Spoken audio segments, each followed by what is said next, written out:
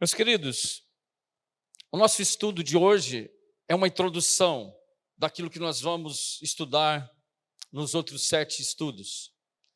Nós vamos falar essa noite sobre a veracidade da palavra de Deus. O que é veracidade da palavra? São as verdades contidas na Bíblia, que vai te dar crédito, credibilidade para você entender quem é Deus e entender a própria Bíblia responde à própria Bíblia.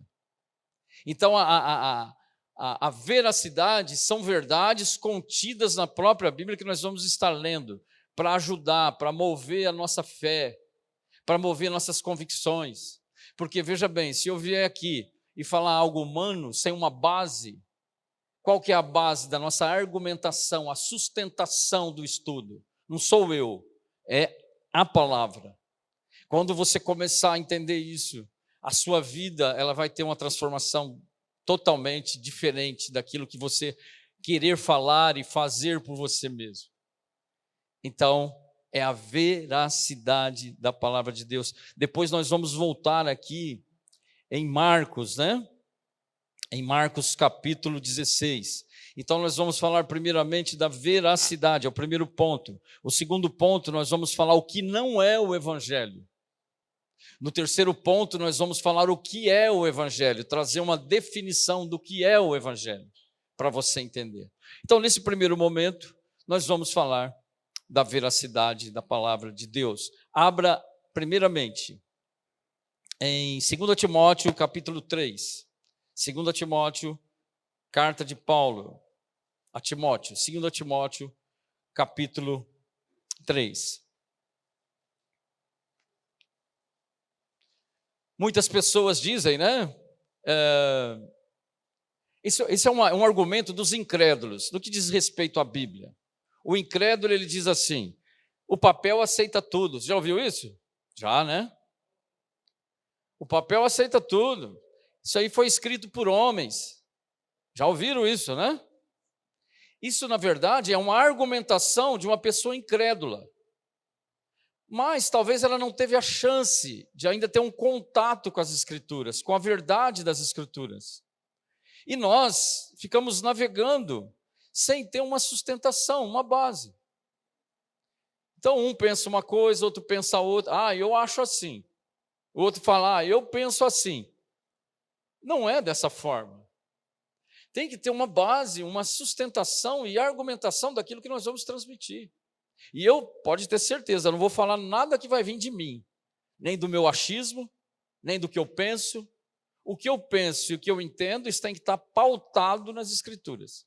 Esse é o diferencial. Tá bom? E dentro desse contexto, em 2 Timóteo capítulo 3 e 16, diz assim, toda a Escritura, capítulo 3, versículo 16. Toda a Escritura é inspirada por Deus, útil para o ensino, para a repreensão, para a correção e para a educação na justiça. Qual que é o primeiro ponto a ser considerado? A palavra de Deus ela é inspirada. O que quer dizer isso? Mostra o interlocutor principal da mensagem. Como que ela é inspirada por Deus? Deixa eu te citar um exemplo. Inspirada, do grego, é soprado. É soprado. Dando um exemplo do poder, o mesmo poder que Deus usou para criar o homem, né, o ser humano, lá em Gênesis capítulo 2, diz assim, que Deus soprou nas narinas de Adão o fôlego de vida e o homem passou a ser alma vivente. Então, o sopro que deu vida ao ser humano, a você e a mim, é o mesmo sopro que Deus colocou nas Escrituras. Então, o que quer dizer? Inspirada é soprada por Deus. E qual é mais um entendimento que eu posso transmitir para vocês? Inspirada, Deus dizia aos escritores da Bíblia as palavras exatas que deveriam ser ditas. Então, isso aqui não é escrito por um homem. Isso não é argumentações de que o papel aceita tudo. Não. Ela é inspirada divinamente por Deus. Essa é a base, essa é a sustentação da minha fé, e essa deve ser a sustentação da sua fé, as Escrituras, algo inspirado, algo que vem de Deus, não vem do homem. Isso é um diferencial. Em segundo, e por isso ela não pode ser alterada, porque se ela é inspirada por Deus, o próprio Espírito de Deus soprou, o próprio Deus fez isso, ela não pode de forma alguma ser alterada, nem um tio, nem uma vírgula, nem uma palavra, nada. É outra situação que nós vivemos, né? Dentro de um contexto religioso no mundo. Muitos erros, aumentos, acréscimos, retiram, nada pode ser tirado, nada pode ser alterado. Ela é inspirada por Deus, foi Deus quem formou a própria palavra. Em segundo lugar, você vai para frente um pouquinho, 2 Pedro. 2 Pedro.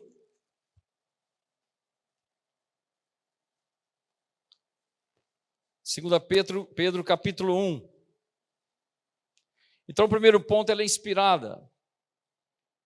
Qual que é o segundo? Ela é autêntica. Capítulo 1, nós vamos ler o verso 20 e 21.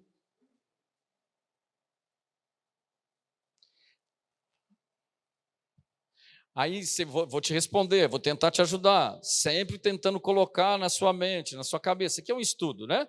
Nós estamos nesse modelo aqui com a mesa, sem púlpito, é para transmitir para você essa questão mais informal, né? É um estudo. Então, após o estudo, se alguém quiser perguntar algo, pode perguntar depois do estudo, tá bom? Esses que estão presencialmente aqui. E, então, é dessa forma que nós fazemos nas casas. Nós estamos usando a nossa igreja, a nave da nossa igreja, mas nós fazemos dessa forma, né? Colocamos uma mesa e colocamos cadeiras para pregar o evangelho, para ensinar as doutrinas da salvação. Nós vamos falar um pouco sobre isso. Mas agora, como eu estou dizendo, é para sustentar essa base da palavra.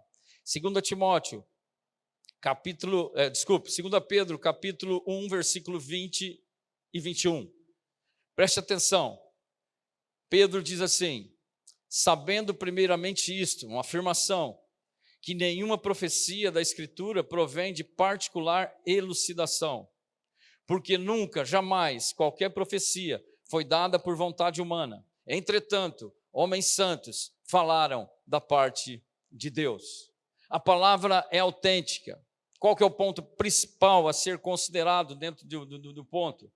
Ela é legitimar e tornar real o conteúdo apresentado, algo legítimo, para apresentar um conteúdo verdadeiro, autêntico. O que ele quis dizer? Ou seja, é a escritura, a escritura não é de origem humana. Quando fala de algo autêntico que vem de Deus, não é origem humana. É isso que Pedro está passando ali. E quando ele diz de elucidação, que nenhum homem, né, sabendo primeiramente isso, que nenhuma profecia, escritura, nada foi escrito, o homem, o que é elucidação? O homem não pode soltar nada se não vier de Deus. Eu não posso soltar nada, homem nenhum pode soltar nada. Por quê? Nenhuma porção da Escritura é resultado particular de nenhum homem, de nenhum ser humano. É isso que Deus está dizendo. No 21 ele vai explicar. Aí você pergunta para mim, como é que foram feitas então as Escrituras? Como é que foi feita a Bíblia, a palavra de Deus? Olha o 21, até uma criança entende. Vê aí. Porque nunca, jamais, qualquer profecia foi dada por vontade. Como que Deus fez então? Entretanto, homens falaram da parte de Deus, movidos pelo... Como é que Deus fez? Primeiramente, todos os livros da Bíblia, desde Gênesis a Apocalipse, Deus separou o quê? Homens santos, não é? O que é santos? Homens separados, homens salvos. Homens o quê? Que veio, que andavam com Deus. E Deus os escolheu para que passasse, tanto no Velho Testamento como no Novo Testamento, esse privilégio de escrever as Escrituras. Agora tem um outro detalhe, além dele escolher homens santos separados, qual que diz? Movidos pelo...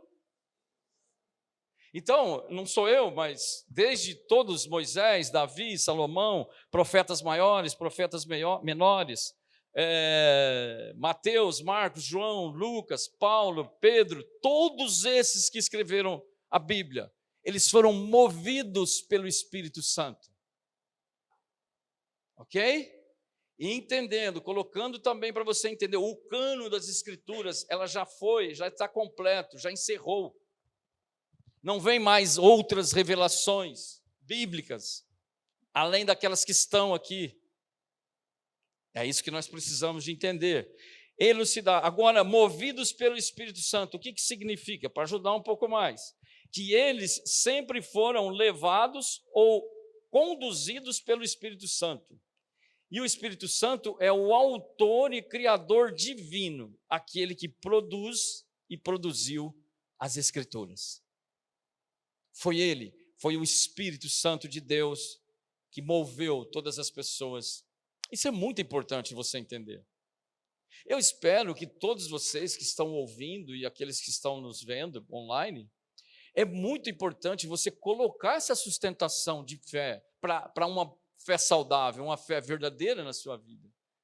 Porque se a Bíblia falar para mim que o certo é certo, certo é certo. Se falar que errado é errado, errado é errado. Branco é branco, preto é preto. Não é não, sim é sim. Então, é lógico que para nós nos achegarmos diante de Deus, diz Hebreus, é necessário que nós creiamos que Ele exista.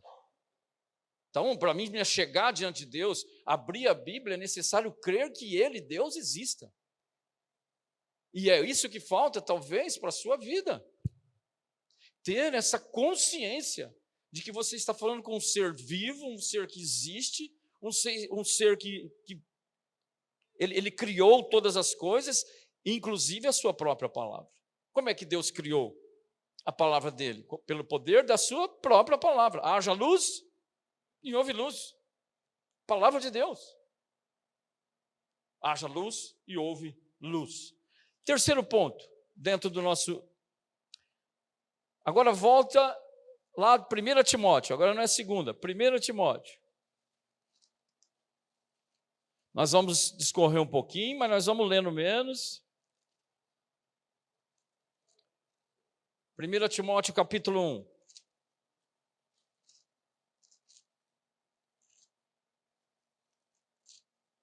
Primeira Timóteo, capítulo 1, versículo 15. Qual que é o ponto a ser considerado da veracidade da palavra de Deus? A palavra de Deus,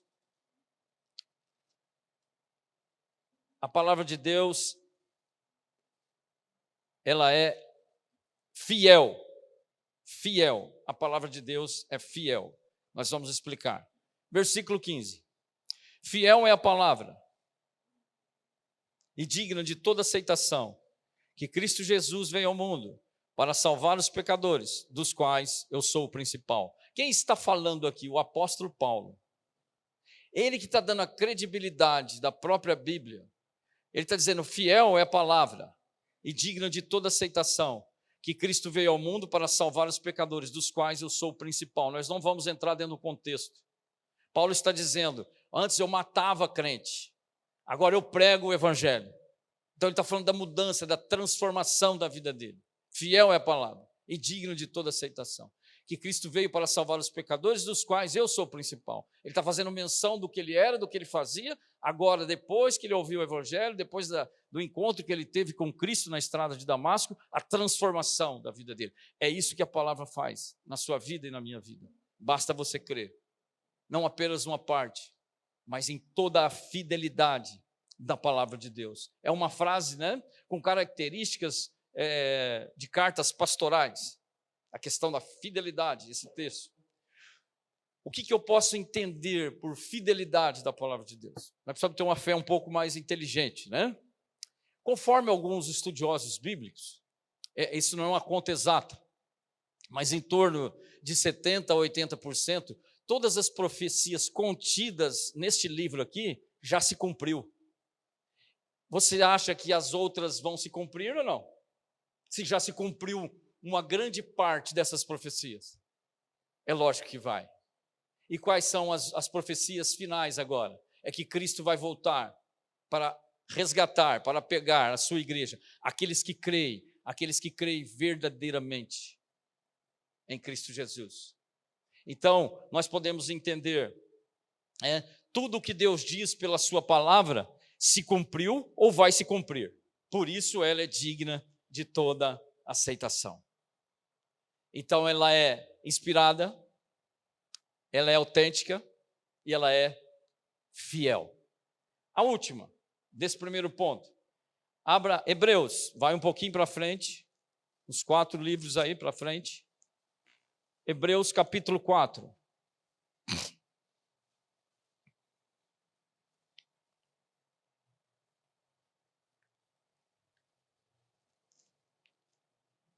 e 12. A palavra de Deus é vida.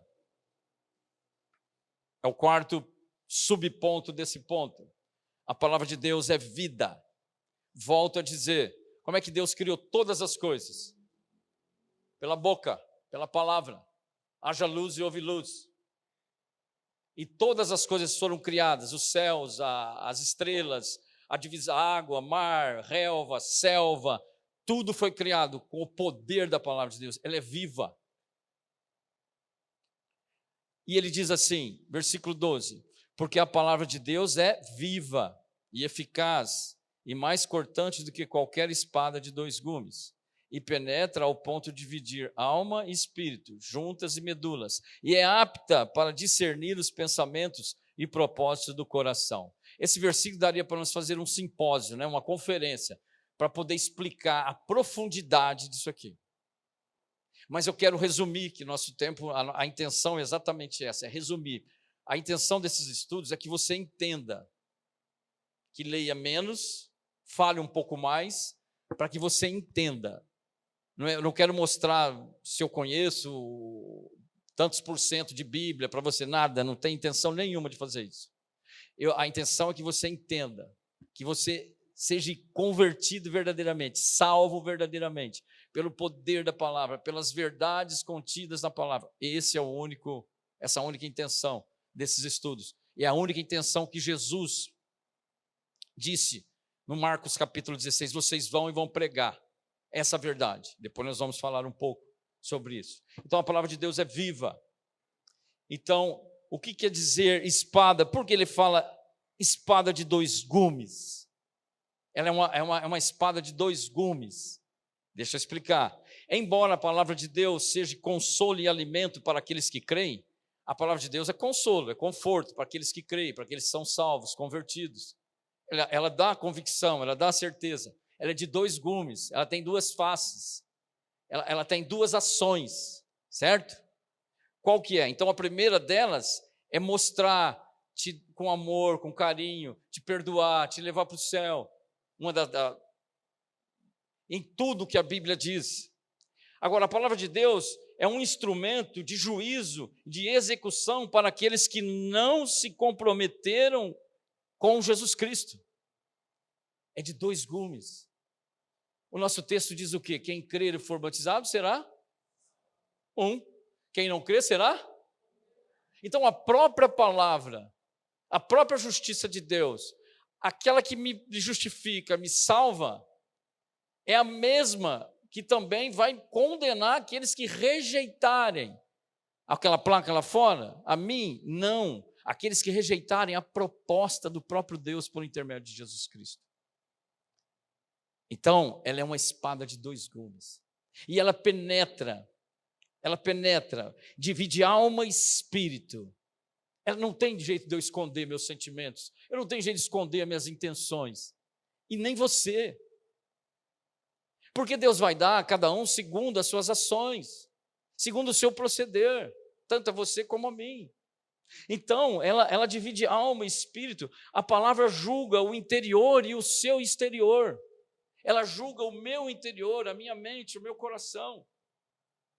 É isso que Paulo está falando. Então, a palavra de Deus é vida. Então, esses 4 simples, de uma maneira resumida, é para o quê? É para fundamentar aquilo que nós vamos falar com esses dias. Fundamentado nessa palavra, que é inspirada, que é autêntica, que é fiel e que ela é viva. Não tem para onde eu correr e você correr. Tem sim, para aquilo que Jesus falou, para a cruz. Correr para aquilo que nós vamos aprender, né? Então, essa primeira parte. Agora, a segunda parte, qual que é que eu gostaria de deixar para vocês? Para até desintoxicar um pouco, né? Um pouco não, muito. Na segunda parte do estudo. É o que não é o Evangelho. João capítulo 20. Vá lá, Evangelho de João.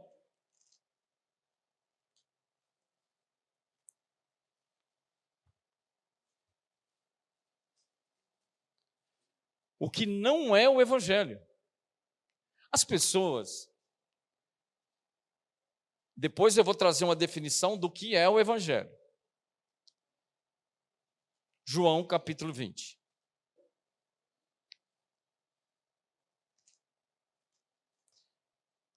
Vamos ler o versículo 30 e 31.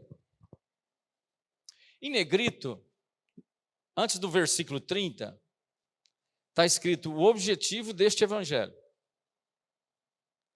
Esse em negrito aqui é para dar nome aí, né, ao assunto que está sendo falado.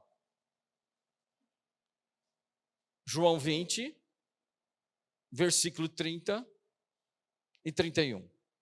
Diz assim: na verdade, fez Jesus diante dos discípulos muitos outros sinais, que não estão escritos nesse livro.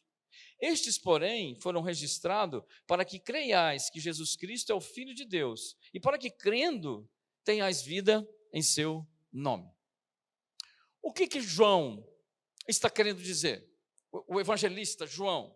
Qual que é o objetivo de Jesus Cristo? Você acha, fazer uma pergunta, você acha que Jesus, ele veio aqui para curar caroço? Você acha que Jesus veio aqui para dar uma esposa para mim? Embora tudo isso pode fazer parte. Deixa eu abrir um parênteses aqui. Nós cremos no poder de Deus, nós cremos que Ele pode curar, nós cremos que Ele pode abençoar, nós cremos em todo o poder de Deus. Tanto é que nós cremos na ressurreição de Cristo, Ele venceu a morte. Agora, o que nós precisamos para ajudar na nossa fé é que devemos separar o que é sinais, o que é milagre, o que é bênção e o que é a proposta do Evangelho.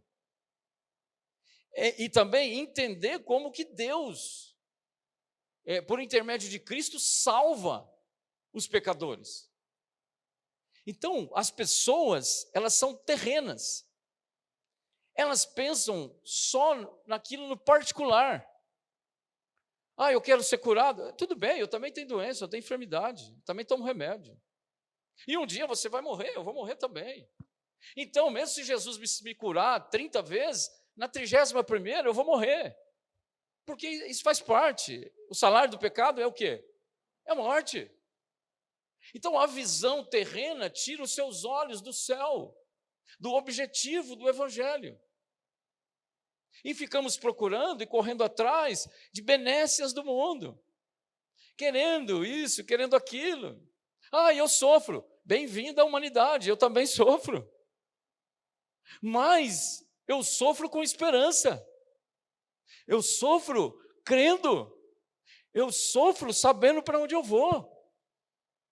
E é isso que Jesus veio fazer. É isso que ele está falando no texto, né? Quer dizer, Jesus fez tantos milagres que eles nem colocaram aqui, diz João. Mas ele vai falar no 21 que estes, porém, foram registrados para que creiais que Jesus Cristo é o Filho de Deus. Para que Jesus fez os milagres? Por um fim só? Só para curar? Não. Olha, eu vou explicar. Jesus fez os milagres para quê? Para testificar que ele, Jesus, tem poder.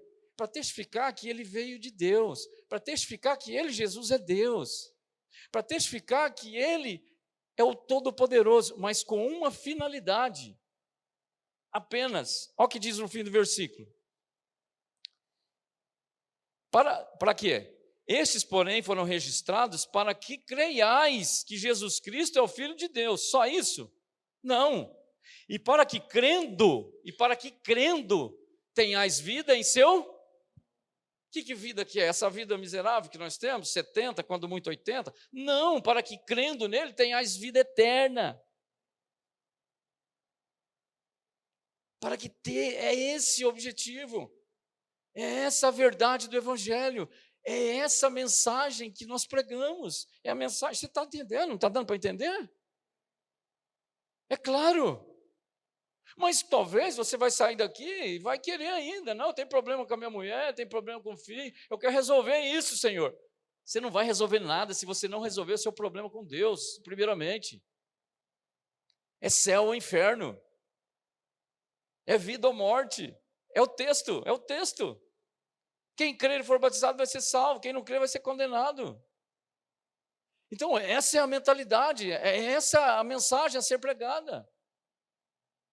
E isso, talvez você não parou até hoje para entender. E nem crer nisso. Entender a mensagem é uma coisa, e crer nela, se entregar a ela é outra. Mas Jesus deixou muito claro sobre isso. E o que nós vemos hoje? As pessoas põem os milagres na frente da salvação, põem os caroços para curar antes, a prosperidade antes, é tudo terreno. E quem é que propaga isso? É o quê? É aqueles que gostam disso. E tem o outro lado também, que a maioria também quer isso. Não quer o Deus do céu. Não quer o Deus para obedecer, para amar, para ser santo, para fugir do pecado. Não quer esse Deus. Quer o Deus Papai Noel, que abre o saco, né, e dá presente. Aliás, nem isso ele dá também, acaba não ganhando nada, né? Ainda vai para o inferno ainda. Por quê? Porque é um evangelho mentiroso. É um evangelho falso. Esse não produz vida. E é isso que estão pregando aos montões. Nós não podemos nos calar. Temos que falar a verdade, está aqui, você está entendendo. E esse é o objetivo. E essa é a verdade do evangelho. Agora, vá comigo em Lucas capítulo 17, ainda o que não é o evangelho.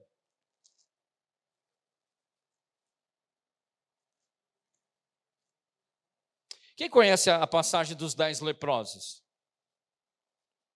Uma boa parte. Eu vou tentar pôr você dentro da história para ficar mais fácil. Capítulo 17, nós vamos ler do 11 ao 19, rapidinho. Eu prefiro explicar um pouco, ler, depois eu explico mais um pouco. Aqui Jesus vai curar 10 leprosos.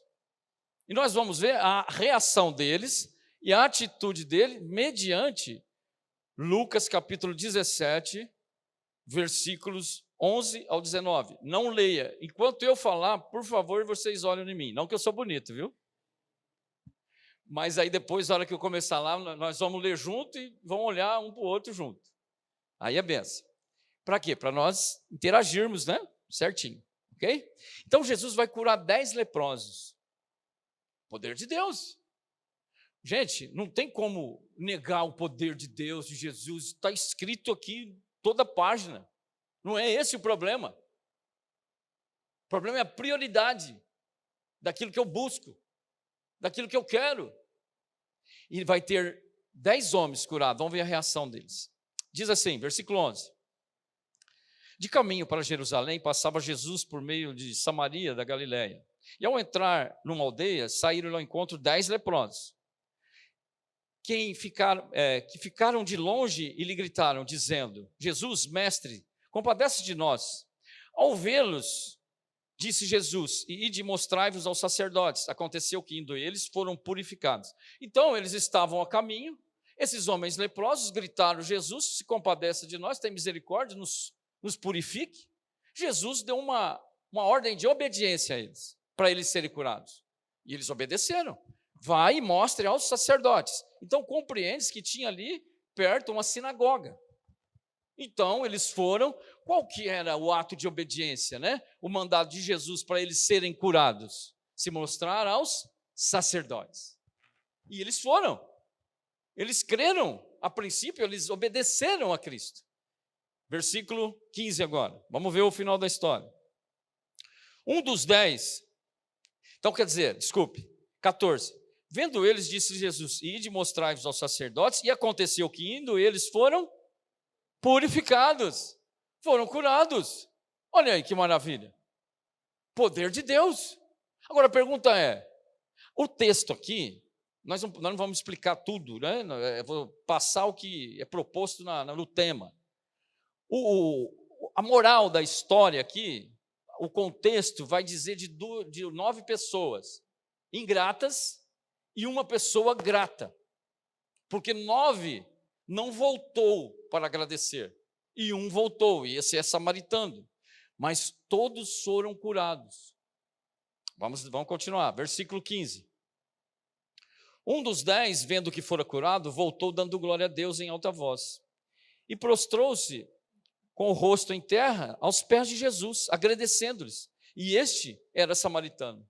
Olha lá, um voltou, ele fez um sinal de prostração, de reconhecimento, o senhorio de Cristo, e agradeceu a ele, se prostrou aos pés de Cristo. É um ato, um gesto do quê? Um gesto de adoração, de reconhecimento do Deus Jesus. E Jesus, ele vai dizer, no 17, então perguntou, não eram 10 os que foram curados? Onde estão os 9? Não houve, porventura, quem voltasse para dar glória a Deus, senão a esse estrangeiro? E disse-lhes Jesus, levanta-te, vai, a tua fé te... Quando fala vai, a tua fé te salvou, pode ser tanto fisicamente como a alma da pessoa. Aqui Jesus fez os dois, com aquele homem. Agora a pergunta é, e os outros 9? Precisa ser muito inteligente, né, para entender que eles nem voltaram, eles receberam a bênção, é que a maioria quer. Receberam a bênção e foram embora. Tanto é que Jesus, ele fala pela palavra, cadê eles? Cadê os 9? Onde eles estão? A Bíblia fala, lembra que nós lemos que ela é inspirada por Deus e útil para o ensino, correção, ensino. Então Jesus está querendo nos ensinar algo aqui, não só aqui, como toda a palavra, toda a Bíblia. Os ingratos, aqueles que não querem andar mais em obediência, obedeceram para ser curados, foram até os sacerdotes, receberam a bênção, chega de obediência, chega de seguir Jesus, agora eu vou seguir minha vida. Talvez você é um desse. Talvez você seja um desse. Está procurando Jesus para uma bênção e logo, isso não é salvação. Avalia, fale comigo verdadeiramente. Não são assim o mundo? Não são assim as pessoas? Mas por que elas são assim? É por isso que nós estamos sentados aqui. Porque elas precisam nascer de novo. Elas precisam ser transformadas. Elas precisam ter esse que soprou nas narinas, né? O Espírito Santo tem que morar em você. Você precisa entender o que é o Evangelho e o que não é o Evangelho. Então nós estamos falando do que não é o Evangelho. As pessoas, elas buscam a Deus com as motivações erradas. E falam, eu creio em Deus, creio... Não, você crê que Deus faz milagre? Não vai te levar para o céu. Eu creio que Deus não vai me levar para o céu. Ah, minha igreja grita, esperneia, pula, isso aí não é Evangelho. O Evangelho, nós vamos ver daqui um pouquinho. Mas o que não é o Evangelho, nós temos visto, eu não sei nem porcentagem de igreja que está pregando essas coisas. Nem sei te falar. Por isso que não gera vida, por isso que ninguém tem paz, ninguém tem confiança, ninguém tem certeza de salvação, as famílias destruídas, casais destruídos, marido, mulher, filho, tudo destruído. Por quê? Porque está no evangelho falso, buscando a solução dos momentos daqui da terra, não busca o eterno. João capítulo 6.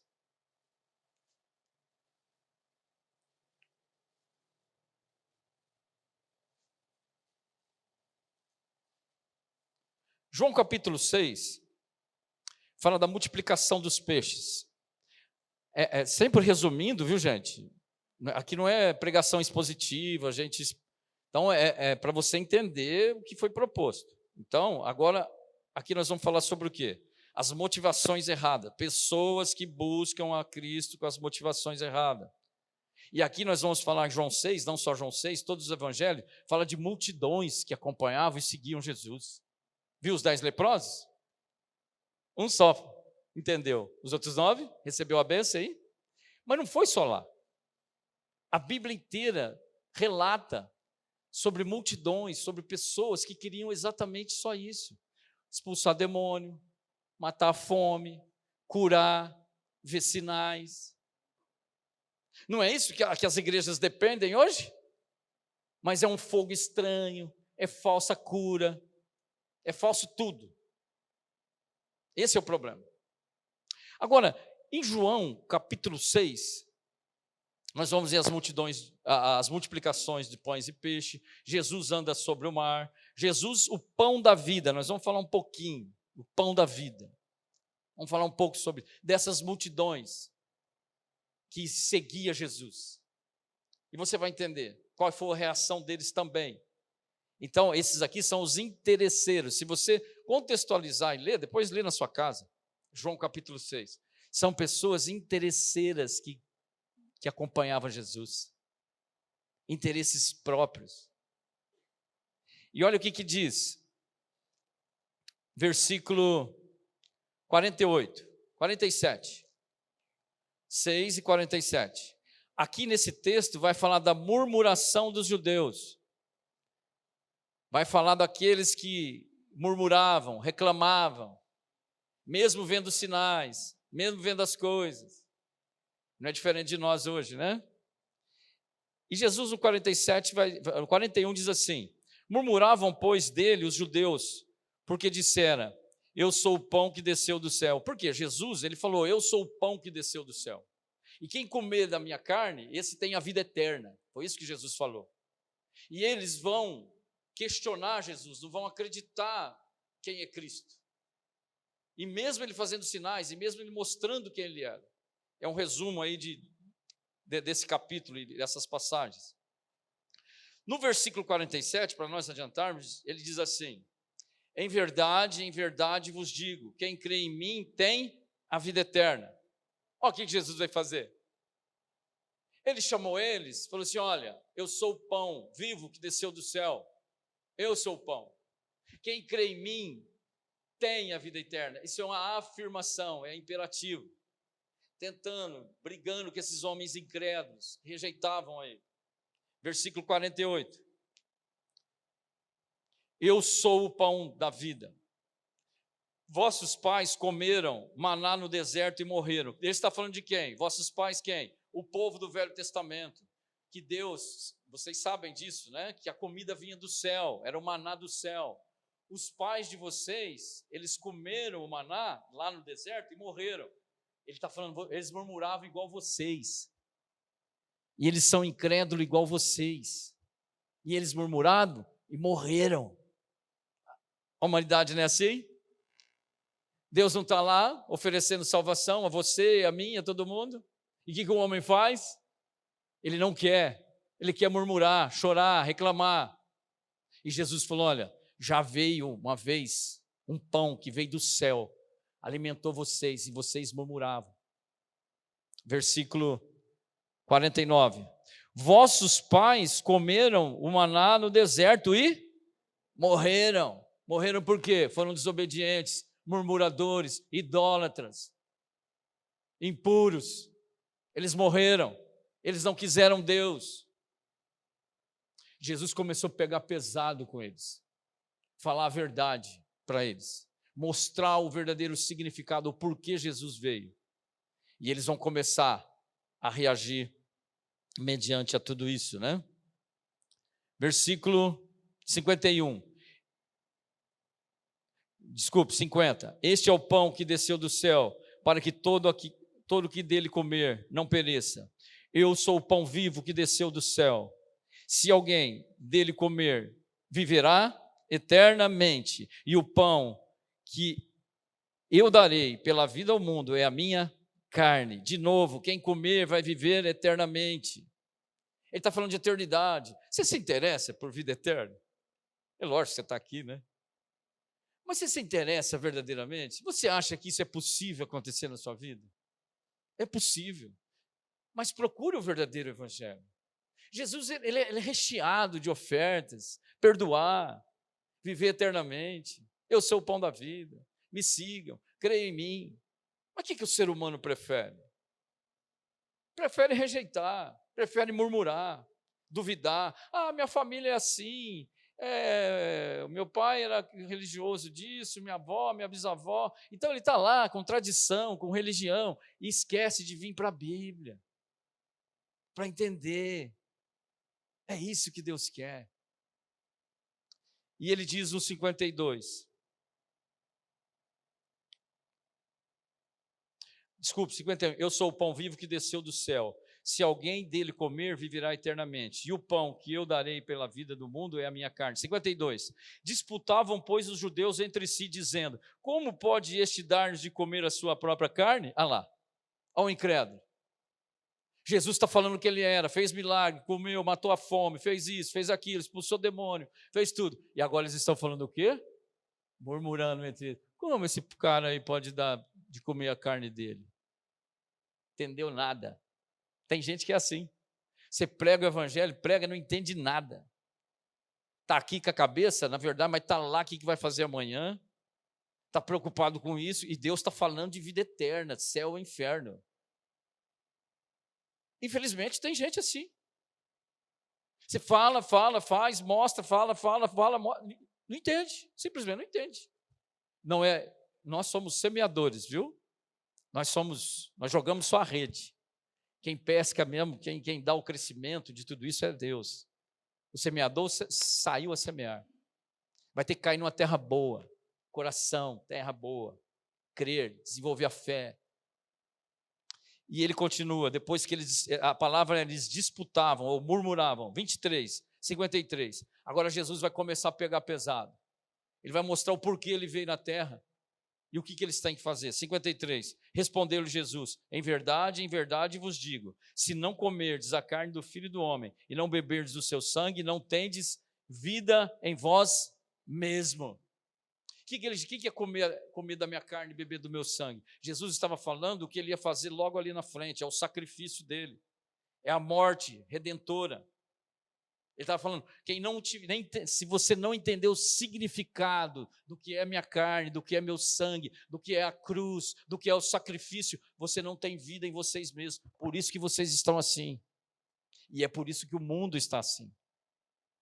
Não conhece, não sabe o sacrifício. Meus queridos, só há um lugar onde nós devemos olhar, é para a cruz. É onde aconteceu o sacrifício. E se você não tiver isso em você, você não tem vida. O que ele vem falando? De vida o quê? Vida eterna, perdão de pecados. Religião não salva. E ele está dizendo, e ele começou, 54. Aí ele vai falar, quem comer a minha carne e beber o meu sangue, tem a vida. Então, o contraponto do que tem e do que não tem, certo? Vocês murmuram, vocês questionam, vocês não me querem, vocês só querem o quê? Só os milagres, que eu expulso o demônio, que eu encho a barriga de vocês. Não é assim o mundo? Talvez você é assim. E Deus está te dando uma oportunidade para você tirar essa visão errada. A mensagem, apesar dela ser direta, ela é uma mensagem de amor a nós, meus queridos. Não é a verdade que liberta? Então é só essa que vai te libertar. É só essa que me libertou. É só essa que libertou muitas pessoas que aqui estão. Para você ser salvo, você precisa entender que você está perdido. Você vai ser salvo do quê? Né?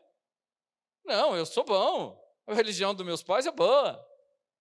Você não é bom, eu não sou bom, não tem ninguém bom. Só existe um bom, esse aqui. É esse que falou, vocês vão ter que comer da minha carne, vocês vão ter que entender. Porque vocês não têm vida em vocês mesmos. Esse é o evangelho. É uma coisa muito simples. Muito simples. Agora, como aqueles que ficaram murmurando e questionando, talvez deve ser o seu coração. Olha, eu estou tentando ser o mais claro possível, por isso que eu gosto que as pessoas leem. Para elas serem libertas. Não é verdade? Para encerrar esse ponto agora, diz assim,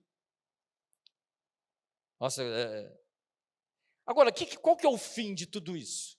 Qual que é o fim de tudo isso? Para nós terminarmos esse ponto. Versículo 60. Depois que Jesus falou tudo, o que eles fizeram? Versículo 60.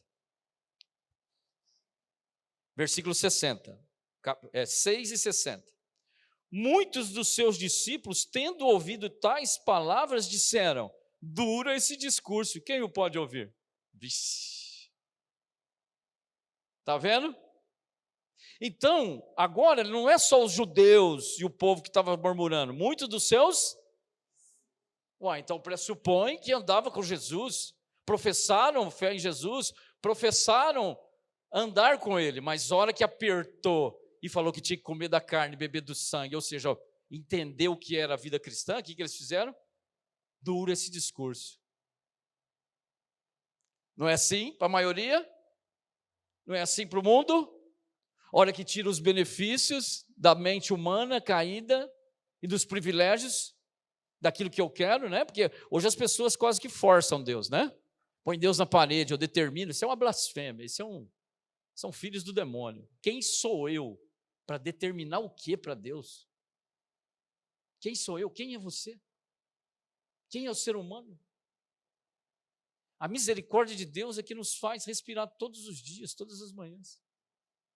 Esse conceito desse cristianismo, se você banir isso da sua mente, Deus vai te salvar.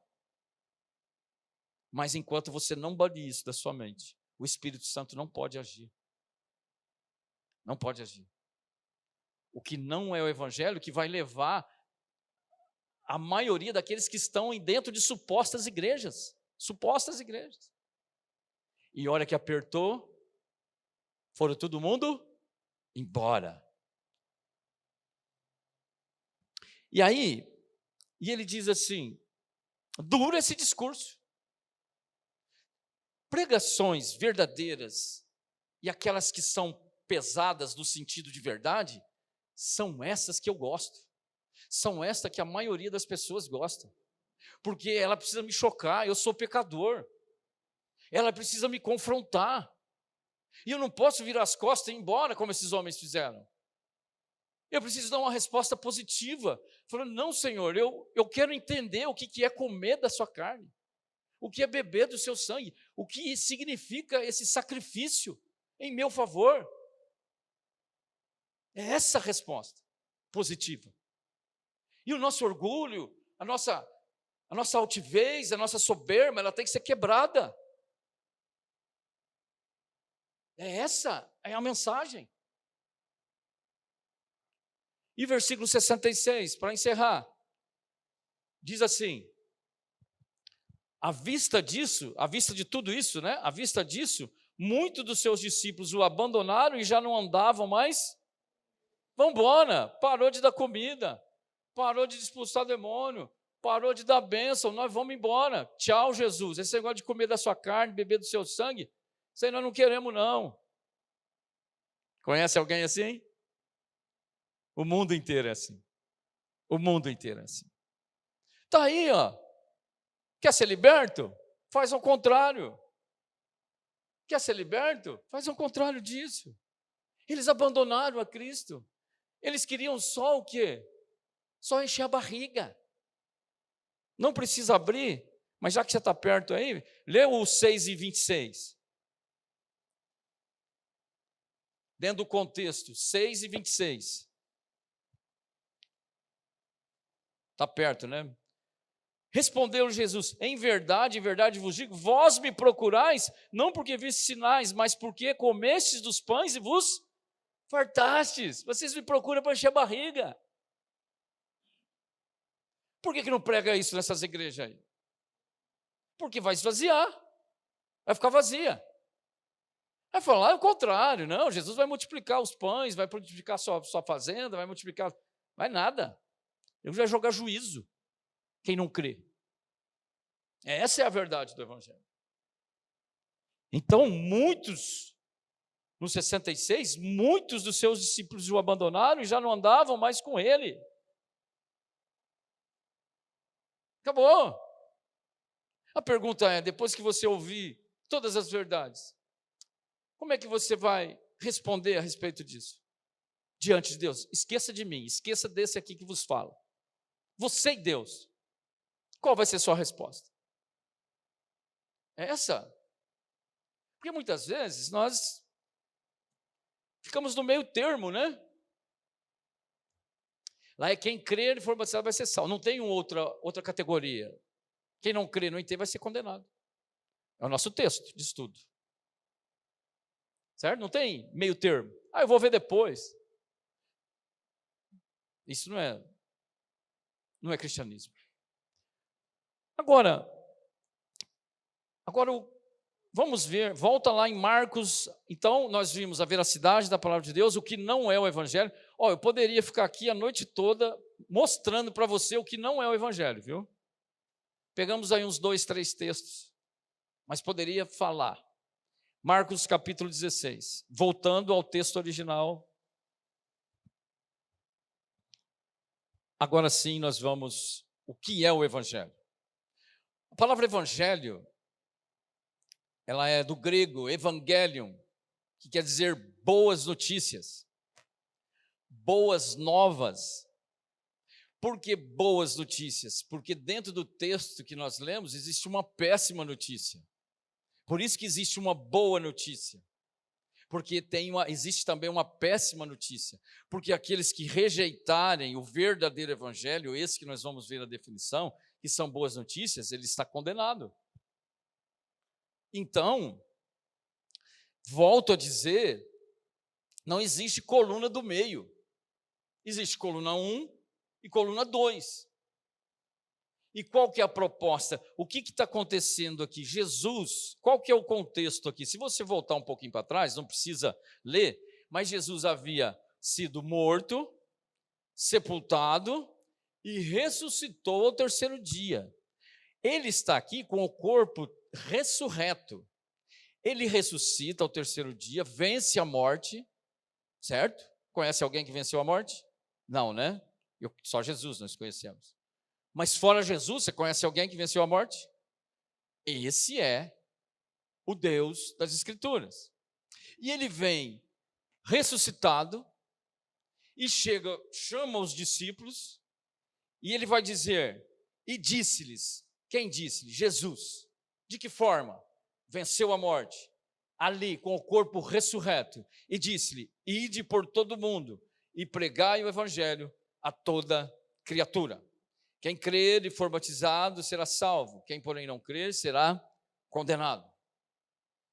Eu quero resumir um pouquinho. O evangelho, o que é o ID? Podemos falar um pouco. O ID é portas afora. Evangelho e pregação não se faz apenas no púlpito, né? O nosso púlpito nem está aqui hoje, nós estamos com a mesa. Mas o ID é de casa em casa, de pessoa em pessoa, de país em país. Mateus 28 vai falar da grande comissão, aqui é a grande evangelização. Então, a finalidade do evangelho é o ID, portas afora, pregar para o vizinho, para todos. E nós estamos fazendo isso, tanto online quanto presencial. Nós devemos ter aqui umas 40 pessoas presencialmente. Devemos ter mais uma boa quantidade online. Quem dera, pudéssemos sair pregando e falando e tendo pessoas com a mesma mentalidade.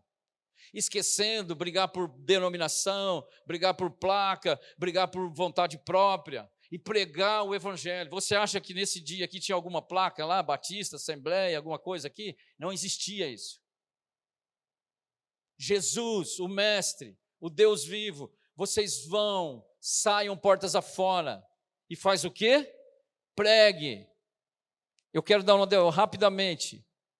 O que é pregar na Escritura? Pregar é contar uma história, é levar uma mensagem. Qual que é a história? É o que nós vamos fazer durante os 8 dias. Não falte, você vai entender. É apresentar uma mensagem, pregar, contar uma história. Qual história? A história desse Jesus, que quer salvar, que quer perdoar, Existe uma forma de salvação. Você mostre uma proposta para eles. Mostre como pode ser salvos, perdoados. É isso. Ide e pregai, contar-lhes sobre Jesus Cristo, a história da sua vida, morte e ressurreição, instruindo-os a respeito do significado e do propósito dessas coisas, e das vantagens que os filhos dos homens terão por ter, entendido isso. E os convidem, sem exceções, compartilharem com eles. Isso é pregar. Sabe por que eu prego? Porque um dia eu fui alcançado. E o que aconteceu comigo, eu creio que pode acontecer com todos vocês. Não pelo meu poder, mas pelo poder daquele que me transformou. E pelo poder desse aqui que está falando. Ide e pregai, dá as boas notícias a eles. Fale que há uma solução, que há uma forma. Eu estou aqui, olha, ele estava como um troféu diante dos 12. Um troféu da vitória. Jesus venceu a morte. Jesus venceu o pecado. Jesus venceu o diabo. Jesus venceu. Vai, conte. E é isso que eu creio, meus queridos. E é isso que você deve crer. Na oferta, não como aqueles homens. Agora, contai-lhe a história. Agora, depois vamos falar do Evangelho. Quem crer, o que quer dizer o crer? A palavra crer. Ide pregai o Evangelho. Quem crer? O crer, meus queridos, não é crer em Deus na parte existencial apenas, que Deus existe. Não. É crer que você é mau e Ele é bom. É crer que você é pecador. É crer que Ele pode te perdoar dos pecados. Não é crer. Todo mundo crê. Deus é bom. Verdade, Deus é bom, mas Deus é justo. Deus é ira. Deus é juízo. Então eu preciso crer da maneira correta para que eu possa ser livre do juízo dele. Lembra da espada de 2 gumes? É isso. E não adianta você ser um cristão com a sua forma de entendimento. Não. Vocês vão, conta a história da forma como que eles podem ser salvos, e se eles crerem nessa proposta, eles vão ser salvos. O que é crer? Se eles crerem no Evangelho, se eles se entregarem para ser discípulos de Cristo, se renunciarem ao maligno, ao mundo, à carne, para se consagrarem a Cristo como seu profeta, sacerdote e rei, e a Deus em Cristo como Deus dessa aliança no qual nós temos no crer. O crer, como é que você sabe que um homem creu verdadeiramente? Não é perfeição, eu não sou perfeito. Mas é que é uma pessoa que obedece. O crer, ele vem sempre acompanhado com obediência. Isso te faz um salvo. Você tem evidências. Você tem frutos, porque você obedece. Você não obedece para crer, você crê para obedecer. É a ordem. Dá para entender? Sabe por que você não crê, não tem força, não vence pecado, não vai na igreja, não toma ceia, vive pecando? É porque você não creu da maneira correta. Então você não obedece. É muito simples. Não tem erro. A ordem não muda. Quem crer, quem tiver fruto, não é por obras. A salvação é pela fé, é pela graça. Mas você tem que ter evidências. Você tem que ter frutos. Se você não tem isso, não é religiosidade. Mas eu sou bom, eu não faço mal. Isso aí não interessa para Deus. Porque todos, nós vamos aprender isso. Todos pecaram, todos. Eu e você. Então, e se provarem, olha só, dentro do crer, e se eles provarem por sua constante fidelidade, a sua sincera fidelidade a essa aliança, eles serão salvos da culpa e do poder do pecado, que não os governará e nem os arruinará. O crer verdadeiro, ele não te condena, ele não te traz ruína, ele te traz paz. Você quer paz? Mesmo em meio a uma terra perdida dessa, creia verdadeiramente. Tire a cabeça de dinheiro, de moeda, monetário. Paz. Crer, paz. Infelizmente, muitos que estão aqui, muitos estão nos vendo, a consequência do próprio pecado já trouxe lesões, trouxe sofrimentos. E quando Deus nos salva, nós precisamos aprender a conviver com elas. Muitas coisas que eu faço e você faz, infelizmente, elas perduram para sempre. Mas Jesus perdoa tudo. Mas Ele nos ensina, Ele nos dá condição de superar e conviver com esses traumas. É isso que Deus faz. Mas temos que ser sinceros, corajosos. Fé, ao contrário de incredulidade. Quem crer e for batizado, esta é a finalidade de crer para ser salvo. Só podemos obedecer se formos salvos verdadeiramente. Agora, se não crer, se eles não receberem o testemunho de Deus, se não crer para ser condenado, se eles não receberem o testemunho de Deus, deixado sobre os seus filhos, eles não poderão esperar outro caminho de salvação e, inevitavelmente, serão condenados. Irmãos, essa mensagem de salvação, de condenação, não é uma opinião própria minha. O texto está mostrando na sua cara, na minha cara. Quem não crer da maneira correta não vai ser salvo, vai ser condenado. Essa é a verdade da Bíblia. Aí você pergunta, o que eu devo fazer? Você deve só ter fé, se entregar. Você precisa esperar os 8 estudos para entregar sua vida a Cristo? Não. Coloque o seu joelho no chão, fecha a porta do seu quarto. Fala, Senhor, até hoje eu não entendi nada o que era o evangelho. Eu não entendi nada o que era crer. Eu sou um perdido. Fiquei na igreja há 20 anos e estou perdido. Chega lá, ora, coloca o joelho no chão, pede misericórdia a Deus. É assim. É simples, mas precisa fé. Precisa coragem. E muitos, se você pode ver pela própria ação dos olhares das pessoas, eu não quero isso. Está igual os que murmuram. Infelizmente. Mas eu tenho uma ótima notícia que é o Evangelho. É as boas notícias. Nós estamos fazendo isso para que Cristo, para que Deus possa te salvar verdadeiramente. O Evangelho é boas notícias, é boas novas de salvação. O Evangelho, na Escritura, é a palavra evangelho, né, como eu disse, é um termo técnico totalmente específico, que sempre se refere à apresentação, preste atenção, à apresentação persuasiva das doutrinas da alma para pecadores perdidos. Quando fala de evangelho, está ligado à salvação de almas. E ele é um termo técnico específico, ele não é usado em nenhuma outra palavra, nenhuma outra situação. E ele é o quê? Ele é uma mensagem persuasiva. Essa noite, o que é persuasiva? Põe você para pensar. Põe você para refletir. O Evangelho, ele confronta. Ele nos tira da comodidade. Ele tira do nosso eu. Dos nossos pensamentos particulares. Ele é persuasivo, ele te choca, ele me choca. Ele me confronta. Ele faz olhar você para a sua vida. De que forma você creu até hoje? Você tem certeza da sua salvação?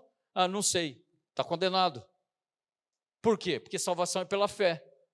Então, se perguntar para mim, ô moço, você está pregando o evangelho, você vai para o céu? É lógico que eu vou. Como é que eu vou pregar de uma coisa que eu não tenho certeza? E outra, você pergunta às vezes para um crente, você tem certeza da sua salvação? Ah, não sei. Não está salvo. O que é fé? Isso é fé? É lógico que eu sou salvo. Agora, depois nós vamos entender isso. Então, a salvação é pela fé, é pela graça, favor imerecido. Eu não merecia, você não merece, nós não merecemos. Deus, pela sua misericórdia, pela sua graça, Ele decidiu nos salvar. Ele decidiu, pela sua misericórdia e graça, nos trazer uma oportunidade de reconciliação. Fala para mim, quem é que merece ser salvo nessa terra? Porque todos nós, méritos, não existe méritos, pela graça sois salvos mediante a... Isso não vem é dom de... para que ninguém, e não de obras, para que ninguém se glorie. Efésios capítulo 2, versículos 8 e 9. Pela graça sois salvos, favor imerecido, não de obras. Não adianta você pegar um caminhão de remédio, de alimento, e lá na favela dar, isso é obras, Deus abomina isso. Por quê? Porque está tirando o mérito de Cristo. Um saco de feijão não pode comprar uma salvação. Atravessar uma senhorinha no sinal vermelho não vai te dar salvação. O que dá salvação é arrependimento verdadeiro. Arrependei-vos e convertei-vos para serem cancelados os vossos pecados. Para encerrar essa noite, volte aí, Romanos capítulo 1. Então o Evangelho, Romanos capítulo 1.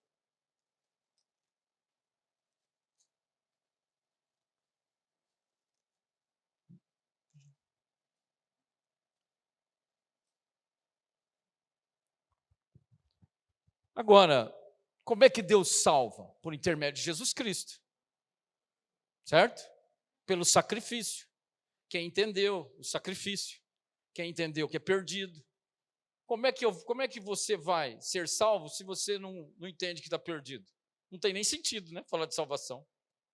Só vai ser salvo quem confessa e admite que está perdido. Só isso? Não. E que se achega na cruz com arrependimento.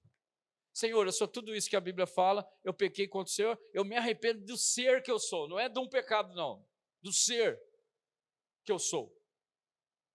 Você vai achar graça, vai achar misericórdia. É arrependimento. Quantos arrependimentos? Tudo, desde o dia que você nasceu. Pecado que você não lembra, do ser. O meu ser tem que ser transformado. E eu creio no sacrifício de Cristo, por intermédio dessa fé, no que Ele fez, Ele pode me salvar, Ele pode te perdoar. É assim. E como que Deus fez isso dentro de um contexto de salvação?